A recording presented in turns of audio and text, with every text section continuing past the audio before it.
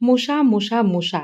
এখন শীত, গ্রীষ্ম সবসময়ই মশা থাকে। কিন্তু মশা তাড়ানোর জন্য আমরা এমন কয়েল বাজার থেকে ব্যবহার করি, অনেক সময় বাচ্চা, বয়স্কদের অনেক সমস্যা হয়।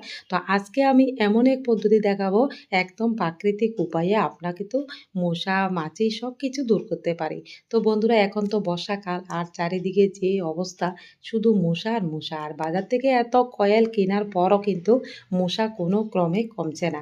তো বন্ধুরা চলুন আজকে ঘরোয়া একদম প্রাকৃতিক উপায়ে আমি আপনাদেরকে মশা তাড়ানোর পদ্ধতি দেখাবো।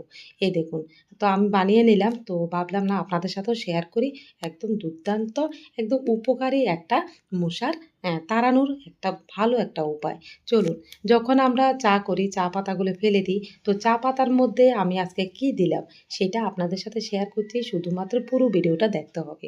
চলুন, চা করার পর চা পাতাগুলি একদমই ফেলে দেবেন না। আর দেখুন আমি চা পাতাগুলির সাথে ১ গ্লাস জল দিয়ে দিবেন। এই দেখুন ১ গ্লাস জল দিয়ে এবার একটু হালকা গরম করে দিয়ে দিলাম কাঁচা মরিচের বোটা। তো বন্ধুরা আমরা কাঁচা মরিচের বোটাগুলি ফেলে দিই আর পেঁয়াজের খোসাগুলিও ফেলে দিই। এগুলি দিয়ে কিন্তু অনেক, অনেক কাজে উপকার লাগে। দেখুন এরপর দিয়ে দিলাম ন্যাপথলিন। তো বন্ধুরা ন্যাপথলিন, পেঁয়াজের খোসা আর কাঁচা লঙ্কার বোটা, এই ৩ টা মিলিয়ে যে উপাদানটা তৈরি হবে, বন্ধুরা এটা কি বলবো, মশা, মাছি, যেকোনো পোকামাকড়, গরুর ঘরে যে পোকা হয়, গরুর গায়ে যে পোকা হয় সেটাও কিন্তু একদম দূর হয়ে যাবে।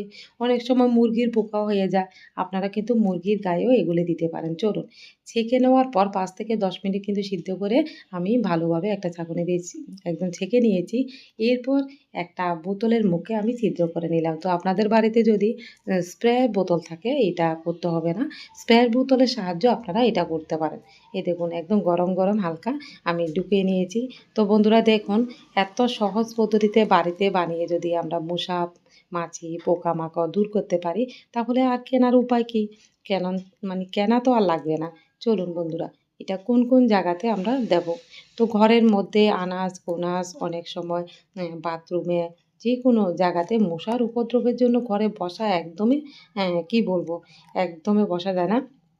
এই দেখুন, তো আমি বাথরুমে চলে এসেছি। বাথরুমে অনেক সময় স্নান করার সময় বা আমরা যেকোনো কিছু ধোয়ার সময় মশা, মাছি উপদ্রব করে। আর এটা যদি একটু ছিটিয়ে দেওয়া হয় তারপরে কিন্তু মশা, মাছি বা যেকোনো পোকামাকড় কিছুই থাকবে না। বন্ধুরা আপনারা একবার হলেও ব্যবহার করে দেখুন। তো বন্ধুরা এটা ঘরের মধ্যে দেবেন না। তো এটা বাহিরে বা বাথরুমে, টয়লেটে এটা কিন্তু আপনারা ব্যবহার করতে পারেন। দেখুন আমি বাথরুমের চারিদিকে দিয়ে দিচ্ছি, যেহেতু মশার উপদ্রব বেশি। তো বন্ধুরা এটা আপনারা বাড়িতে অবশ্যই বানিয়ে দেখবেন। আর এত উপকার পাবেন কি বলবো বন্ধুরা, আপনারা পরের বার আবার বানিয়ে রাখবেন। দেখুন বানিয়ে আমি কি সুন্দরভাবে দিচ্ছি, আপনারাও করে নিন।